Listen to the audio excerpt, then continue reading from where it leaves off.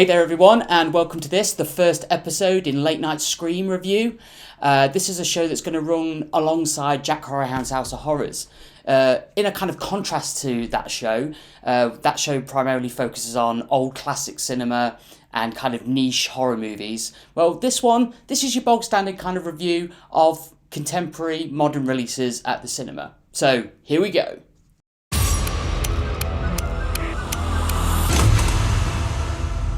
There's certain rules to surviving. Believe me, I know. They always come back. The killer is a part of something in the past. This one just feels different.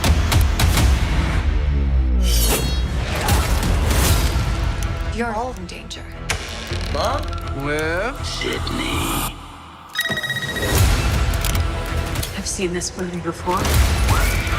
Not this movie. You said we were gonna finish this. Go finish it, Sydney.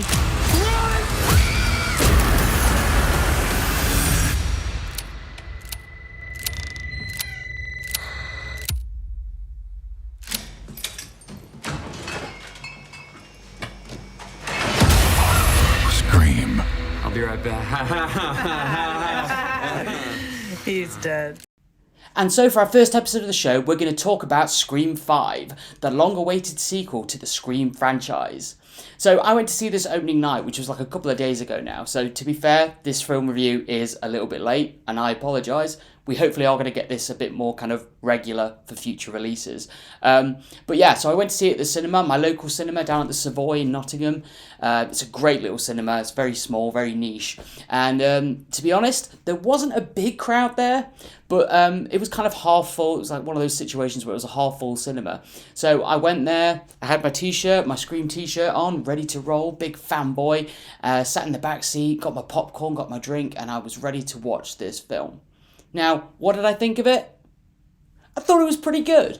It was different for me because I actually wasn't expecting it to be this kind of really kind of visceral experience. I didn't see the trailer. I didn't kind of look at any reviews or look at any kind of information about the film. I wanted to go in completely blind. And I think in this day and age, it's really hard to do that sometimes. But I managed it this time. I managed to go in completely blind. And, I really enjoyed the movie. It wasn't what I was expecting, however. I mean, we obviously have that kind of the same style in all the Scream movies where it's self-referential, lots of references to other horror films and just kind of horror tropes in general. The original Scream obviously revitalising the horror genre in the 90s, and Scream 5, it's kind of not doing anything new with the series and the franchise, but it is evolving the story. So the self-referential stuff, the kind of more meta things, it's keeping itself up to date. Where we open with the film being set in the Stab franchise, where it's Scream, in the Scream universe, it's its own little franchise, the Stab movies, and it's the eighth sequel in the series, and it's getting really boring and tired, and they're just having to throw everything at the screen, and it's like the film referencing what's happening within itself. So again, you've got all that meta kind of stuff that you had in the kind of the first Scream film. So it keeps that theme going, but it kind of modernizes it and kind of speaks to the kind of the fanboyishness of franchise, and it speaks to kind of like how sequels get more and more desperate as they go as they keep going. So they have to kind of invent more weird stuff, and how fans expect a certain thing and they want the same thing again, but they want it a little bit different, and all the rhetoric behind that is all included within this movie. So if you're a big fan of the old Scream movie, the original Scream movie, and that kind of meta stuff, that's all still included. It's refreshed, it's up to date, and it keeps in line with its own franchise, which is kind of cool. I think sometimes, to a certain extent, for me at least, all that kind of the metaverse stuff and the self-referential stuff, I think it worked really well for me, and I hadn't seen Scream. I hadn't sat down and watched a Scream film, especially the original, in probably a good few years now, and I forgot how much I enjoyed those movies. But the great thing about going in cold was that it reminded me of what I loved about the original Scream. So I was a massive fan of the original Scream back in the day, and I was also a really big fan of the sequel. I really enjoyed the sequel. But to be honest with you, and like full disclosure, I've actually never seen 3 and 4. So I've not seen the whole franchise. And before I went to see this film, as I say, I wanted to go in cold. So I didn't bother to kind of go watch all the films again from the beginning.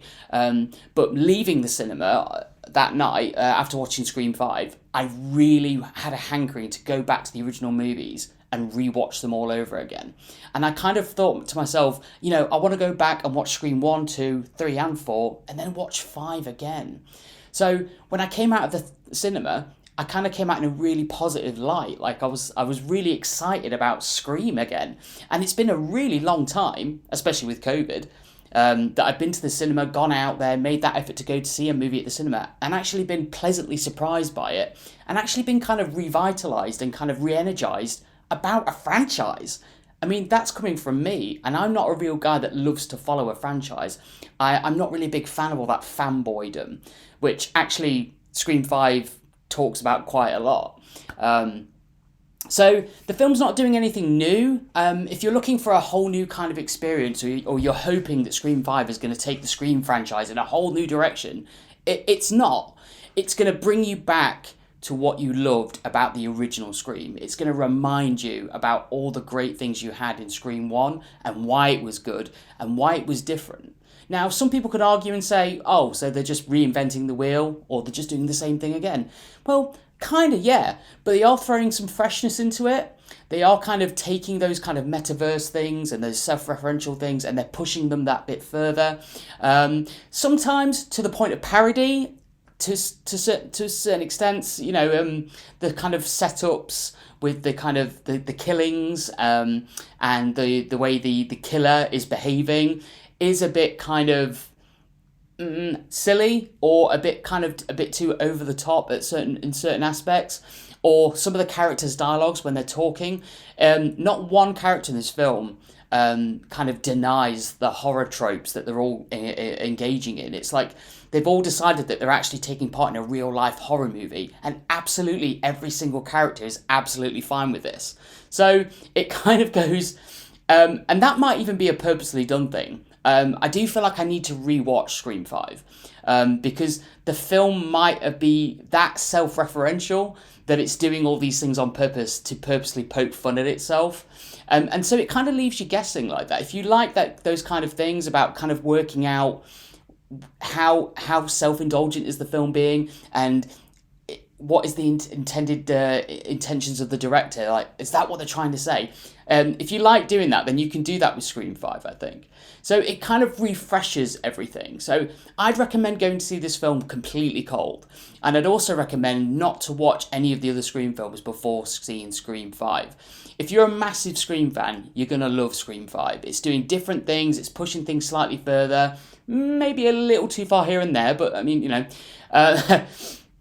If you're a horror fan in general and you just want to go see a well-crafted, well-made, kind of, like I say, with references, horror film, you're going to enjoy this movie. If you've never seen any of the Scream films, but you like seeing a good sort of serial killer film, then yeah, go see this film. You'll really enjoy it. If you've never seen the Scream films and you don't know anything about the kind of metaverse and all that kind of, but I think you're going to be slightly baffled because it does tend to push the kind of meta stuff quite far to some excesses sometimes, and if you're not riding that ride at that point, you're going to be kind of a bit taken out of the movie, I think. So all in all, I was really pleasantly surprised by Scream 5. It was refreshing, it was fun, and it brought me back to that original feeling of how I really felt when I first went to see the original Scream, and it took me all the way back to the 90s, which I'm like, you know, a massive fan of. I recommend it. I really, really recommend it. I'm not going to say it's the most amazing, original, great movie, but for what it is, it does it really well. It's a fan film. It's made for fans, probably by fans, I'd imagine, but it also does things and does all the things it needs to do really, really well. So you're not going to leave the cinema disappointed, even if you've never stepped into the Scream sort of franchise before. other than maybe being a bit confused by all the meta things. So, that's me for Scream 5. I hope you enjoyed this video. We've got some more videos that are going to be coming soon. We've got Jack Horrorhound's House of Horrors episode 8. That's going to be coming out in a few days. And then after that, we're going to be looking at another late night screening review for more contemporary movies. So I'm not sure. I think it's going to be a Guillermo del Toro film. There's another one called the Northman that we're going to look at. So we've got loads of other videos, content coming to this channel soon. So if you like this video, please give us a thumbs up, subscribe, share, do all those great things, and hopefully we'll be able to get some more content out to you soon. Until then, we'll say goodnight and keep safe. Bye.